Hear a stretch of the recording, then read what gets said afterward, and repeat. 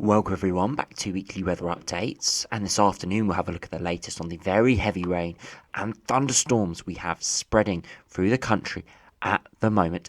We have a lot of heavy rain along the weather fronts moving northwards and eastwards at the moment, and behind it we have some big thunderstorms developing now through Northern Ireland, parts of Republic of Ireland, down in the southwest, and some cells are starting to pop up in central southern England and should start to pop up in the Midlands as well as the frontal rain does clear.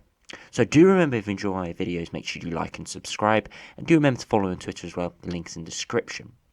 I also released a video just earlier this afternoon on Hurricane Henry, which is threatening the northeast coast of America, potentially hitting parts of New York, New Jersey, into Long Island, Connecticut, and many parts of the northeast, potentially following a similar track, not exact track, of Hurricane Sandy, which caused a lot of economic devastation. So do check that video out if you are interested. I'll link it up in the top right. So if we do have a look at the live radar, you can see the frontal rain is now slowly clearing northwards and eastwards, lingering a bit over Scotland. We can see some quite heavy rain over the hills and mountains. Further southwards, the rain is starting to turn more patchy, but still some quite heavy bursts in there. And over towards Yorkshire in the northeast, we've got some very heavy rain in there within the frontal rain. No lightning strikes detected there, but some very heavy rain that you would typically see associated with potentially thunderstorms. So interesting to see those popping up within the frontal system. But all our eyes now need to be on what is going to be developing behind this. As the thicker cloud with the weather front clears, we're going to see some storms pop up and some heavy showers as well. Now at the moment, the biggest storms really are over Ireland and parts of Northern Ireland as well. We've seen some very, very significant storms in Dublin. I've seen some images of some quite extreme flooding. And it's simply because the weather front cleared there earlier, so these storms have had a lot of time to develop as the sunshine has broken through the clouds, and it's given that a little bit of a lift. We've also seen an area develop in the southwest, some active storms along here, and some just generally heavy rain. And we're also starting to see some cells developing in central southern England over the last sort of half an hour or so. No lightning activity detected yet, but they are very small and localised, so we'll have to keep an eye on those over the next sort of hour or so, see how they do develop.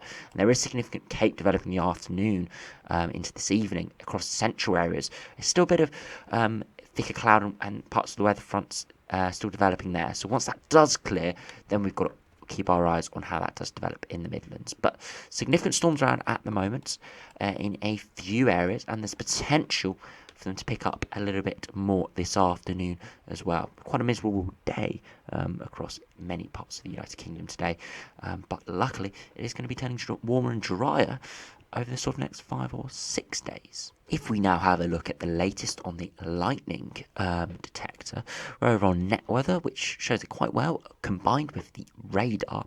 And you can see at the moment, if we do zoom out, you can see most of the lightning activity is along the line of storms through Ireland into Northern Ireland, and then again down into the southwest as well. Not massively active storms, but still significant storms nonetheless. We weren't always going to be seeing very, very active storms. The rainfall was always going to be the biggest risk today, but it's decent for those areas who enjoy storms. There are some quite active storms out there, and there's potential for more of those to pop up over the course of this afternoon. You can see other cells are developing. We'll have to keep eyes peeled on that to see whether we do see some lightning within those over the next few hours. If we do now have a look at the weather warnings from the Met Office, there were thunderstorms warning yesterday, but they have been changed to rain warnings today. Met Office emphasising the risk is more to do with the rain than the general risk that you would associate with thunderstorm, which is more lightning, gusty winds, hail. The risk is more towards rainfall. So I do kind of support them changing this to rain. But yeah, still isolated thunderstorms they've stated, but no real change on the warning time. And the focus has been moved to rain, but the end time has been extended very slightly by a couple hours. But you can see again low impact generally, but high likelihood. Still could be significant impacts in some regions, but on the scale of the impact matrix, that is. So if we have a look at Sunday, we still have a rainfall warning out in the east. That's been implemented today, and that simply is because that low pressure is going to be sitting out in the North Sea, moving away slowly. It will be diminishing, but there still can be some heavy rain showers in the east and sort of in northern England as well. So we have to keep an eye on that as well. But heavy rain may cause flooding and disruption, but again, it's pretty much early tomorrow morning. So for many areas towards the mid-morning into the afternoon, it should clear. And I do suspect it will be sort of remnants of storms we see develop in the Midlands heading northwards and eastwards that will combine to give this heavier rain. 20 to 40 millimetres could fall in a few hours, leading to some flooding and disruption, but it should clear by mid-morning into the afternoon. So many areas should be turning brighter and drier towards the afternoon, even though the morning it may be quite miserable when you do wake up. If we do have a look at the WRF, have a look initially at the Cape charts, you can see through this morning, the Cape really picked up in Ireland and in the southwest, and that's why we had those storms develop earlier behind the weather front. But as we head towards around sort of 6-7 p.m. this evening, we do see that significant Cape pick up into the Midlands, central southern England as well, maybe encroaching onto the London area, into the northwest and parts of Wales as well. So it's not guaranteed to see big significant storm development, but there is a decent chance in that area. That is where we could see a storm development. But again, all depends on how much cloud does clear, if we see any sunshine, and very minor sort of microclimate sort of things that can give some lift to these storms. So we'll just have to keep an eye on the radar. If you are in these areas, just keep an eye out. At the moment, storms are developing further southwards, but still in the Midlands, still has a decent chance over the course of this afternoon and evening. Cape does move eastwards and eventually does diminish overnight. And that's why I suspect that rain warning is in force. We see those showers and thunderstorms sort of merge together as they lose their potency, but still have some heavier rain around. Pretty much no Cape really around through tomorrow, so nothing too significant. And you can see really very dry throughout most of next week, and you can see literally no Cape at all, meaning it's going to be nice, fine and dry, which I think a lot of people are going to enjoy. If we have a look at the precipitation, you can see the heavy rain spreading eastwards over the course of today, and then you can see those thunderstorms taking off. A line of storms potentially in the Midlands into East Anglia developing around 7-8 p.m. Really have to keep an eye on that. Could be some quite severe conditions within that for a few areas, of course. Again, heavier rain is the biggest issue with these storms, but could still be some significant lightning, gusty winds, hail potentially. Does clear eastwards, and that's where we see that heavier rain potentially linger throughout tomorrow morning in northern England into East Anglia as well, before it all slowly clears away. Tomorrow WRF is showing a few showers in central areas, maybe be overdoing it a little bit, as I do suspect it will be dry for many tomorrow, but a few showers potentially along the convergence zone down in central England between the high pressure and the low pressure building it into the UK as the low pressure moves away.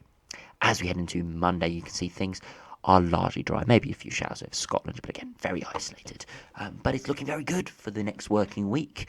Probably last full week of school holidays, and it does look like it's going to be very, very pleasant indeed for many areas, being warm and dry. If we do have a look at the icon run now, if we do go through, you can see that heavier rain clearing this afternoon and those heavy showers breaking out and thunderstorms in central areas. Quite a model picture on the icon run. There's kind of a lot of showers and storms around, so it doesn't give us too great of an insight, but it does show us where the most significant risk is over the course of this afternoon and evening. As we head into tomorrow, you can see a little bit of a risk of those showers again. Very light on the icon run through that potential convergence zone down to central areas. So I have to keep an eye out for that. I don't expect any significant conditions from it at all, but just it might mean things turn a little bit wetter in a few areas. As we head into Monday, things again looking very dry. Maybe a few showers over Scotland, but generally things looking really great. Again, we've had this risk we've been looking at over the last few days of the potential of a few showers and some thicker cloud in the southeast as the winds veer more easterly around the high pressure. Could drag into a few areas of drizzle and showers for later in the week.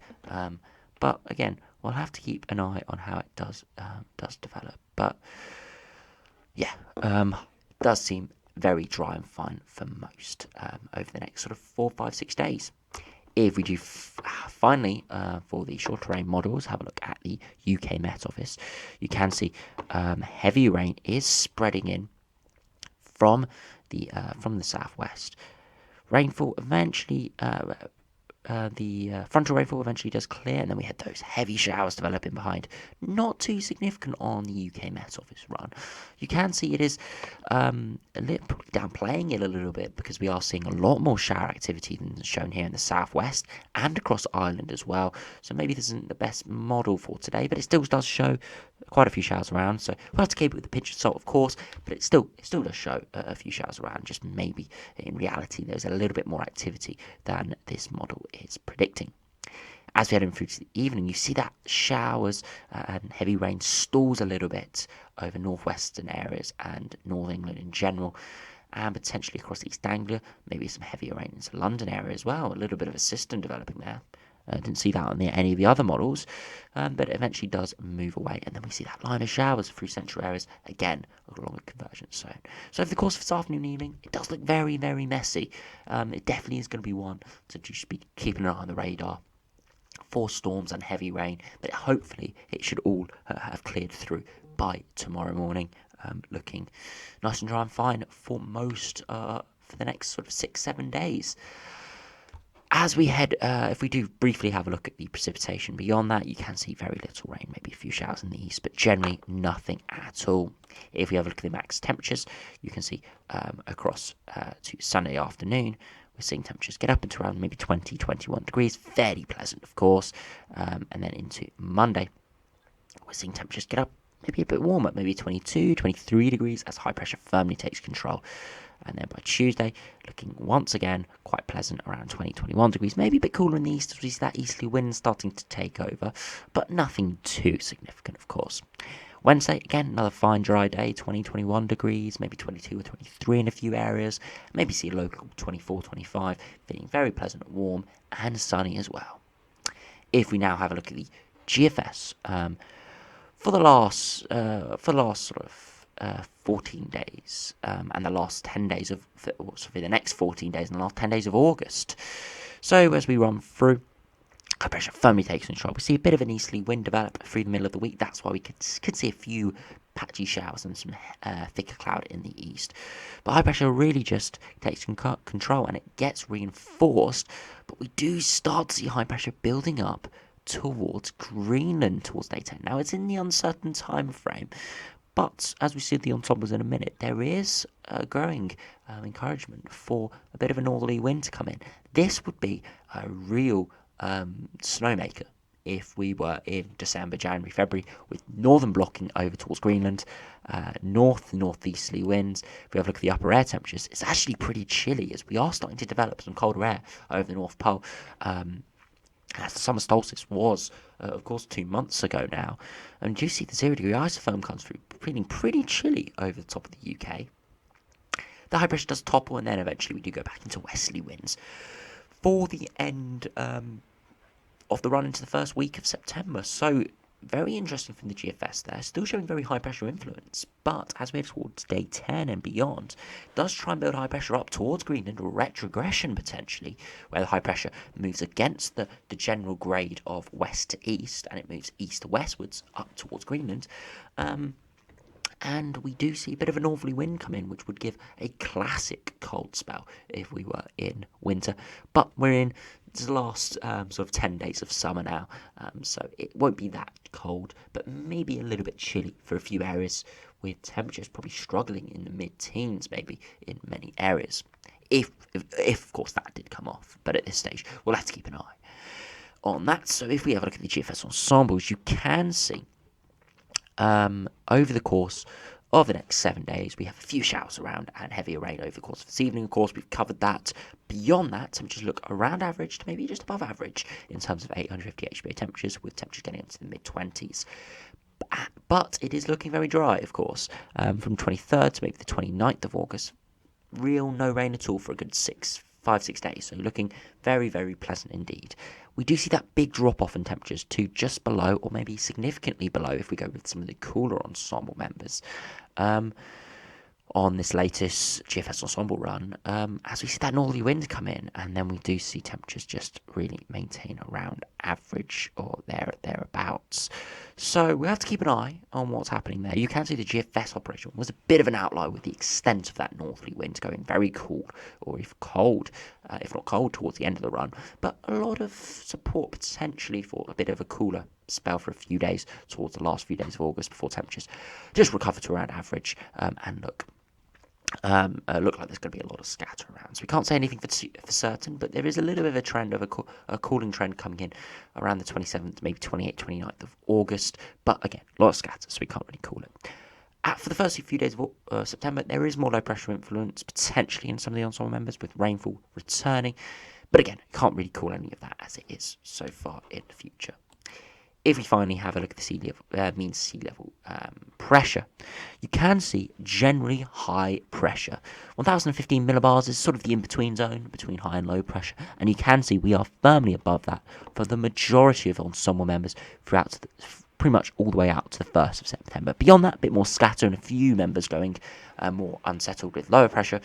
But to the 1st of September, it does look like it's going to be fine, dry, and high pressure dominated, of course, after the next sort of 12 to 24 hours where we still have some rain and showers around.